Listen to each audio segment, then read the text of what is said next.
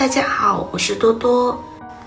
在看视频之前，请给我点个小爱心，您的鼓励是我进步的最大动力。运动越多越短命，医生无奈说出真相，再不知道就完了。人生无常，所以要懂得防范于未然，保持心情愉悦，坚持锻炼，饮食健康。我们还有漫长的路要走。我曾经看过这样的说法，最初的癌细胞就像一棵刚刚栽培的小树苗，根部还没有深入到底部，用手就可以拔出。但是当小树苗在肥沃的土壤里生根发芽，长成了参天大树，任何的干预措施都阻止不了。人生无常，所以要懂得防范于未然。给李永富标治病的名医终于站出来说出了真相。我每年在病理会诊中解决疑难关键诊所1000例以上。我是做病理研究的，说到病理学，老百姓了解的不多，因为我们每天干的活都是给医院里的每一科的医生回答问题，并不是我们有什么特殊的才能，而是我们都有一台显微镜，可以放大1000倍，可以看到病人身体的细胞变成什么样子，可以从本质上来认识疾病。最好的保健就是顺其自然。我认为最好的保健是顺其自然，不要过分强调万一的作用，而是按照自己本身生命运动的规律去做好每天的事情。小孩、年轻人、中年人、老年人各有各的规律，各有各的自然之道。大家都知道保健品，但是保健品有多大作用？譬如男人喜欢补肾，我不明白他为什么要补肾。男性的强壮是由身体的男性激素决定的，不是用什么药物、吃什么药物能够补充的。运动应该适量，咱们可以运动，但是不能透支。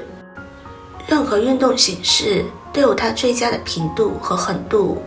好比说心跳，正常人1分钟跳70下，你不能让他跳120下、150下，那不是最佳的运动限度。运动的时候不能超过身体细胞所能承受的限度。许多运动员都不长寿，因为他的运动强度超过了应该承受的频度和狠度，就像蜡烛燃烧的特别旺，生命一定很快就结束了。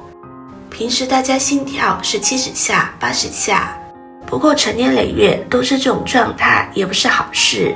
如果你每个礼拜1次或2次让心跳达到100次甚至120，最好不要超过150，你的血加速流动，等于给房间来了一次大清除。1个礼拜左右彻底清理2次，把每个角落里的废物都通过血循环带走，有助于你身体的代谢。医生的诊断有3成是误诊。人体是个很复杂的东西，每个医生都希望手到病除，也都希望误诊率降到最低，但是再控制也控制不住。只要当医生没有不误诊的，小医生小错，大医生大错，新医生新错，老医生老错。因为大医生老医生遇到的疑难病例多啊，这是规律。美国的误诊率是40%左右，英国的误诊率是50%左右。我们应该正常看待误诊。误诊的原因是多方面的太复杂，一时说不清，但是可以告诉大家一个原则。如果在一家医院被一个医生诊断得了什么病，你一定要征得第2家医院的核实，这是个最简单的减少误诊的方法。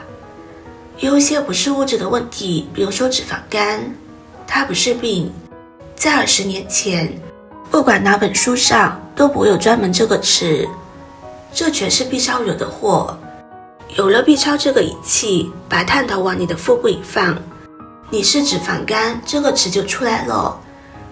我专门研究过这个问题，我在解剖之前先给超声哥打电话，让他们推一个超声机到解剖室，在打开腹部之前抄一下，看有没有脂肪肝，然后打开来验证。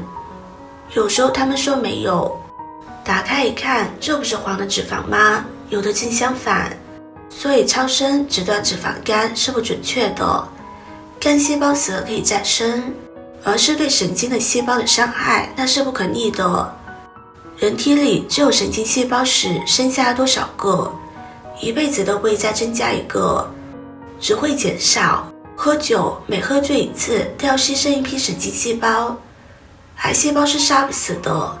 我对癌症的兴趣从70年代上学时候就开始了，到现在已经30多年。开始的时候充满了幻想，充满了激情。我认为把所有时间精力都用来捣鼓癌症，总能捣鼓出名堂来吧。1978年第一届招生研究生，我就直奔这癌症去了。结果搞了半天，发现原来是竹篮打水一场空。每个新方法一出来，我就去捣鼓一阵，最后一个个都破灭了。我感觉最悲惨的就是送进去一个10几岁的中学生，已经全身转移扩散，他还不明白，还想回去上学。我去查房的时候，这个小朋友就问爷爷，我什么时候能够上学啊？我怎么回答？我如实告诉他，面对这么幼小的一个生命，我怎么能说得出来？我如果隐瞒，但这个孩子到了最后阶段都会知道我是在说假话。我再去看他，他还能信任我吗？中晚期的时候，你去治疗细胞，想把细胞杀死，这个规律是错的，那么要用什么办法呢？我打个比方，任何癌症就像一个种子，你的身体就是一片土壤，这个种子冒芽不冒芽，长大不长大，完全取决于土壤，而不是取决于种子。种子再好，土壤不适合，它绝不会长出来。怎么改善这个土壤，这是现在研究的课题。我们提倡健康体检。早期的癌要治好很简单，问题是怎么发现？副标最后也到我那里去看病，它是肝癌。肝癌多数都经了乙肝、丙肝，然后是脂肪肝。第3步是肝癌细胞要变成癌，要5到10年。肝就受到攻击，一个变2个，2个变4个，像小芽冒出来，然后一点点长大。你每过半年查一次的话，它绝不会长成2-3公分的癌。只要提前治，在2-3公分以前，肝癌都可以手到病除。像姚贝娜、傅彪这样的案例，如果提前诊治，不是老说工作忙，是完全没有办法挽回的。但是他找到我的时候，已经没办法控制了。他的肝脏切下来，我也看到了，太晚了，不可能再活下去。那时别人还骂我，说人家手术以后不是好好的吗？你怎么说人家活不长？我可以肯定他活不长。他的癌细胞就像散翅蚂一样，在肝脏里铺天盖地的，到处都有，怎么能活得长？有人说换肝就可以了。癌细胞很聪明，肝癌细胞最适合生长的环境是肝脏，肝脏里面长满了，它就跑到别的地方去。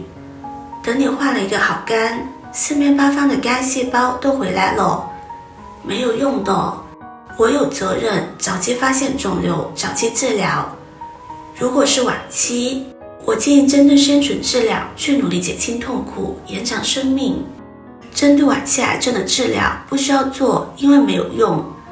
作为医生，我给自己只能打20分。为什么有1/3的病医生无能为力？有1/3的病是病人自己好的，医学只解决1/3的病，而这1/3的病我不可能解决那么多，我能打20分就很不错了。做医生这么多年，我有一种感慨，医生永远是无奈的，因为他每天面临着失败，而日常生活中留一个中心，2个基本点，4大作风，就会把健康把握在自己手中。一个中心是健康，2个基点是糊涂与潇洒。4大作风助人为乐，知足常乐，自得其乐，天伦之乐。健康四大基石：均衡的营养，适当的运动，充足的休息，积极的心态。保健是最好的医生，是自己最好的药物，是时间最好的心态，是宁静最好的运动，是步行。拥有健康，才会拥有未来。今天的分享就到这里了。制作视频不易，如果您觉得今天的分享对你有帮助的话，可以分享给身边的朋友，别忘记点赞、收藏，点击我的头像可以看到更多的精彩内容。我们下个视频见啦！